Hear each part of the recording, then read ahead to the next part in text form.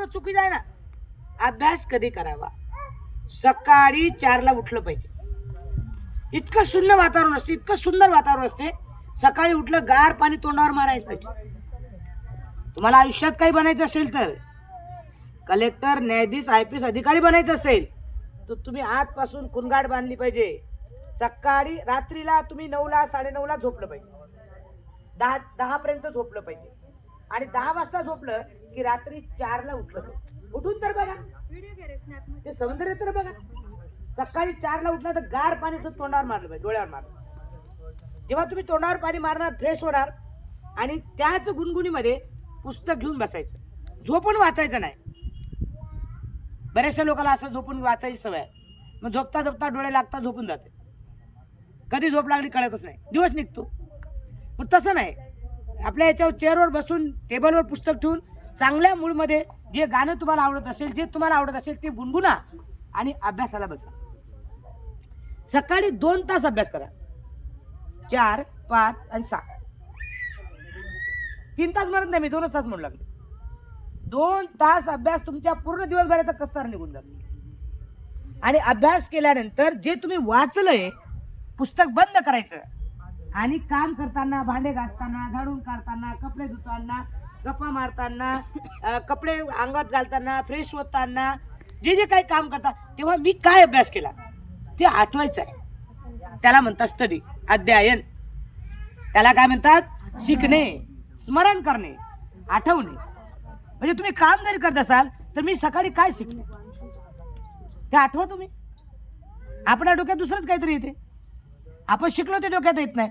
म्हणजे जे वाचलं तुम्ही सकाळी 4 वाजतापासून ते तुम्ही आठवलं पाहिजे, स्मरण केलं पाहिजे. त्यामुळे तुमची स्मरणशक्ती वाढेल. त्यामुळे तुमच्या डोक्यातले जे विचार आहेत ते बाजूला होतील आणि शिक्षणाची गोडी निर्माण होईल. तुम्ही अभ्यास करणार, मनन करणार, चिंतन करणार आणि मग त्या 2 तासाचा अभ्यास तुम्हाला दिवसभर अभ्यास करण्याची गरज पडत नाही. संध्याकाळी परत होमवर्क दिलेलं लिखाण असेल ते रात्री करू नये. लिखाण हे 4 ते 5च्या दरम्यान करायचे. कोणत्या? संध्याकाळच्या वेळेस, जेव्हा गप्पा असतात, गोष्टी असतात संध्याकाळी.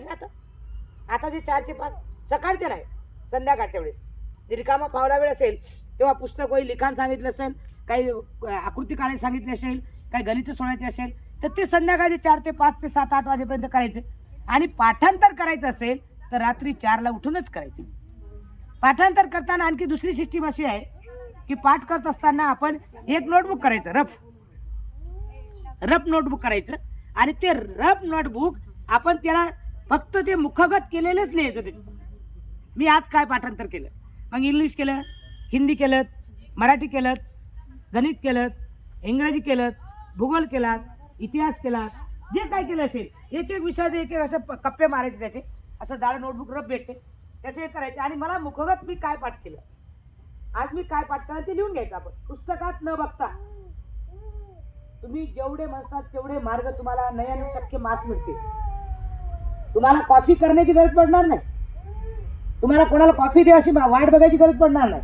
का तर तुम्ही बिगर बघता, पुस्तकात न बघता तुम्ही अभ्यास केला तर तुम्हाला आयुष्यामध्ये बनण्यासाठी, IPS अधिकारी, कलेक्टर, न्यायाधीश असे बनण्यासाठी तुम्हाला हा स्मरणशक्तीचा धडा फार महत्त्वाचा आहे. शिकणे आणि शिकवणे. कारण शिकल्याशिवाय आपण शिकू शकत नाही. तुम्हाला अनुभव नाही, तुम्ही शिकवणार का? तुम्हीच अभ्यास केला नाही, तुम्ही शिकवणार का? मी स्वतः सकाळी 3 वाजता उठतो. आजही माझी PhDचा अभ्यास चालू आहे. मी रात्री किती वाजता उशिरा झोपो